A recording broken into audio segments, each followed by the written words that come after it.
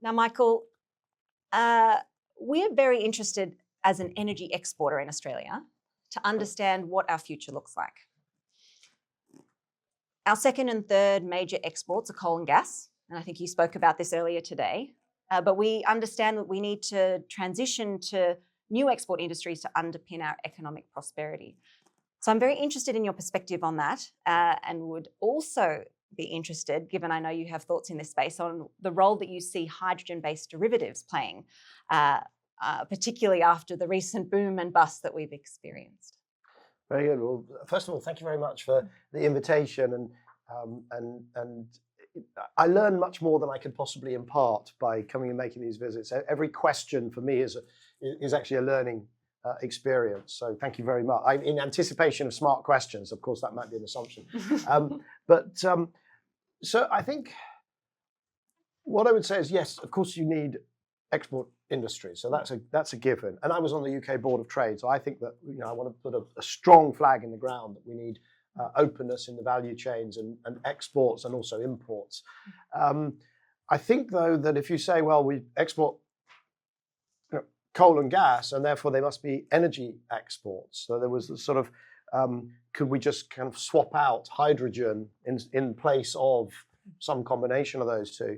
It's a nice try, but I think that the economics of that have been tested, to destruction, and that doesn't mean that the ideas have gone away, right? So you've still got Japan still thinks it's going to be importing ammonia for co-firing and to power, its power system to generate.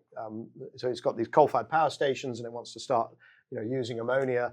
And the answer is that even when you drive out all the costs, that is going to result for them in power at $400 per megawatt hour, and therefore it's an economic, cataclysm for Japan if they do that. And they can say, oh, well, we'll start by blending a bit. And of course you can do that because you can take a certain amount of money from taxpayers or ratepayers, and you can do whatever you want with it, but it's a dead end. And so therefore, which means it then becomes risky for Australia to become dependent or to build that into the plans. The fundamental problem on hydrogen is just, engineers love it, right? It's really fun. I was a mechanical engineer and I had my love affair with hydrogen, lasted about 3 weeks. But it's very attractive to work on, and it's a kind of, wouldn't it be nice if? The problem is, I just looked up Australia's hydrogen target, which is 0.5 to 1.5 million tons, I believe, by 2030. And the problem you've got is that sounds, it doesn't sound like a lot, right? It sounds, why not? Well, supposing that your hydrogen costs just $3 per kilo too much. Again, $3, a few bucks, right? Everybody's got $3, right? The problem is that a ton of hydrogen is 1,000 kilos, so that's $3,000 per ton. And then you're trying to do 1 million of them, so that's 3,000 times 1 million. So that's 3 billion. You've got a 3 billion hole, right, per year. Now you go to business and you say, would you build us some hydrogen production? And business says, fine, if you guarantee the offtake for 15 years, I'll do that. So immediately you're looking at 45 billion that you need to find, or somebody needs to find, the Japanese or the Australian taxpayer or philanthropy or something. And that's just to meet your 2030 target. When you go to the 2050 target, which is, I think, 15 million tons, then you can multiply that by 15. And you suddenly think, hang on a second, 45 billion times 15 is really a really big number.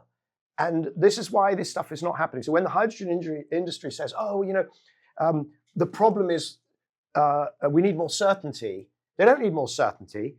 Well, they do need more certainty, but they need more certainty of billions and billions and billions and tens of billions. And in Europe, you can do the same numbers, and it comes to some numbers of trillions of euros that are just missing money. This is a short way of saying that, forget it. Now, there will be niches where, first of all, we need clean hydrogen. So, for instance, for fertilizer. And most likely, I think, if you do the numbers, what that means is it will be blue. And so being really good at blue hydrogen done well, done properly, with very low fugitive emissions and so on, that might be a thing, and it might be an exportable capability.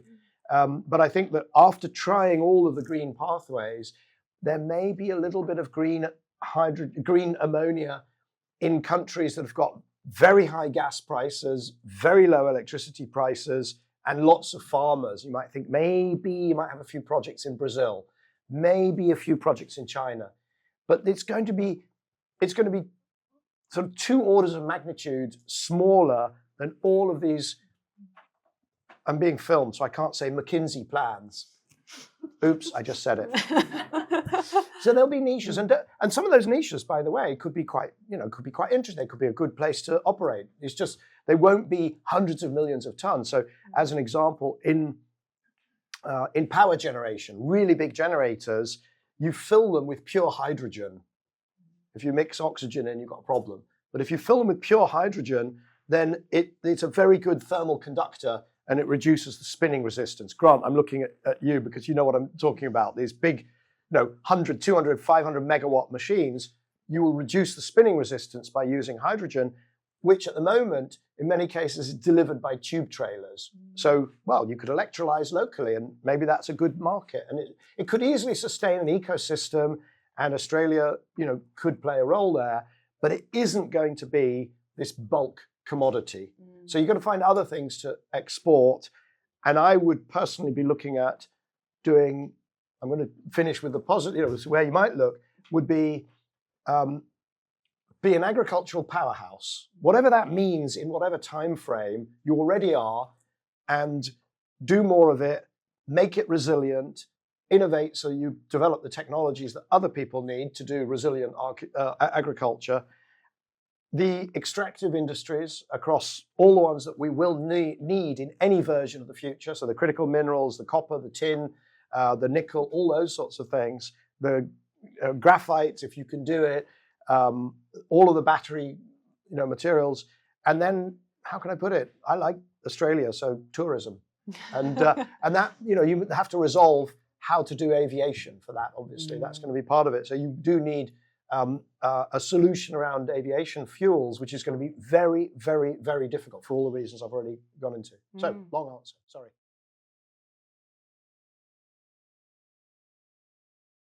I might just pick up on your point about technology, because here at the Hub, we're very interested in how we can position Australia. And of course, here where we are in New South Wales as a leader in decarbonisation technologies. How would you propose that we could do that, position ourselves in that way? So, I mean, to be honest, to answer that, I would draw more on my experience as an entrepreneur than as a energy analyst or a policy analyst, whatever, because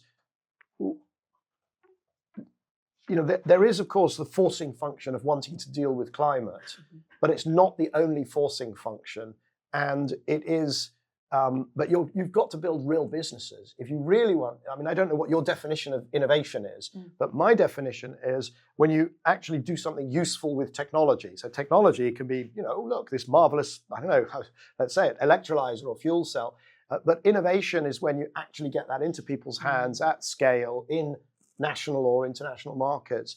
And I think that we have a model for doing that, which is around business, building commercial businesses. When I started New Energy Finance back in the day, I didn't make it an NGO or a charity, and that forced me to produce information that people wanted to buy, and that has a sort of truth-revealing power, because if any day when you produce rubbish, people stop buying it, as opposed to if you've just pleased some donor or some policymaker, you can keep going for a long time. That's not innovation. So I think it's a question of perhaps broadening from just decarbonisation and saying, okay, but really taking a market perspective of what can, if you really want to scale and create success, you've got to get out from underneath the wing of the decarbonisation sort of vertical, I think.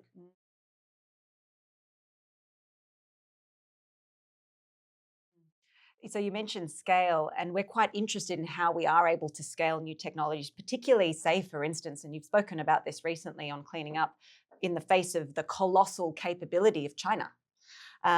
We're also facing a fiscally constrained environment. This is what we hear and understand, which is being exacerbated by falling productivity and rising inflation as well. So how do we scale? Well, I'll give you an example of you're quite good at solar rooftops, right? And does that mean you can go, vertically integrate into making them in competition with China? Of course not. But you've got an enormous amount of knowledge from that leadership, and rooftops are now obviously translating into batteries. And the knowledge there is, it could be soft knowledge that your consulting companies can sell around the world. Or it could be knowledge about, well, what does it do to a distribution grid when you have a super duct curve, which is what you've effectively got or are getting. There's going to be software. How do you use the modern AI tools to optimize? And so you're probably not going to have a full frontal assault on China's ability or Singapore's ability to refine fuels, because it's going to be too hard to get the scale. But I think by thinking laterally about it, you've got a good chance to find, I don't want to say the niches, because they could be quite big niches, but to find the business models where you've got a product to sell. It's just interesting. I've been I was on the board of Transport for London, and then I recognized, going on the tram, I recognized that you use the Oyster system. Well, that's right. That was, I was I was on the finance committee, and we were negotiating with Sydney to use the Oyster card. So business doesn't always go to just Visa, right? There are these, other opportunities if you're creative about where to look for them.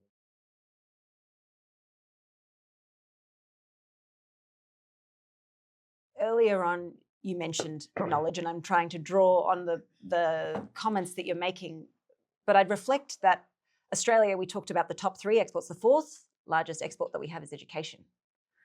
So we have quite a few of our university partners in the room here, and those that support us in the work that we do. We have an objective around providing skills and education to develop workforce. What is the opportunity that this expertise in education provides us in the net zero transformation? It's a great question, and so I just need to think about it, because one of the things that we live in the world of AI.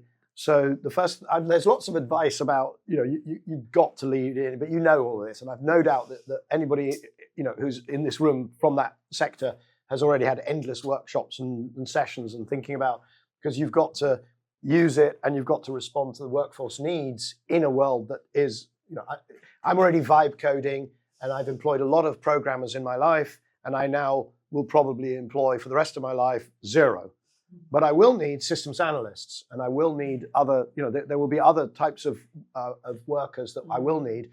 And if you look specifically in the decarbonisation space, we will need a lot of plumbers and electricians and robots working with plumbers and electricians and all those other crafts, which I generally, okay, so how many people here work with a university, are affiliated with the university? Okay, how many are affiliated with the trades? Okay, there you've got a problem. There you've got a problem, and you need to fix that, because the trades are going to be key to rapid rollout. And I was going to say another. We talked about the solar roofs and the batteries. Who's installing them? Where did they learn? What they learned? You've got to crack electric vehicle charging infrastructure in all its glory across commercial, in mining, in agriculture, freight. I'm building a freight charging business in Europe, and then you've got to crack commercial and industrial roofs. You've got to crack installation of batteries. There's all these things, and yet the trades are not represented in a group like this. And that is, I don't want to use the word criminal. Oops, I just did.